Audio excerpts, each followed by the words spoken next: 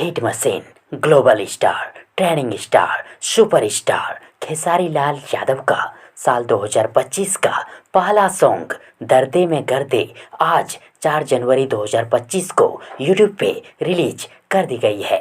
खेसारी लाल यादव के इस गाने का रिव्यू करें, रिव्यू दें तो सीधी बात, नो बकवास। खेसारी लाल यादव का ये गाना हिट जरूर होगा, लेकिन 100 मिलियन व्यूज़ का आंकड़ा नहीं छू पाएगा। गाने के लिरिक्स के चलते, लिरिक्स के कारण दुखी मत होना आप सब खेसारी के फैंस। बहुत जल्द आस्था सिंह के साथ खेसारी लाल यादव का धमाकेदार 100 मिलियन प्लस व्यूज़ वाला स्पेशल सॉन्ग लेकर आ रहे हैं। खेसारी लाल यादव का तहलका बैक टू बैक होने वाला है। सिर्फ आप सब धैर्य बना कर रखें। खेसारी लाल यादव के दर्दे में गर्दे सॉन्ग को आप सब 5 में से कितने स्टार का रेटिंग रिव्यू देंगे, करेंगे, कमेंट बॉक्स में जो लिखिएगा।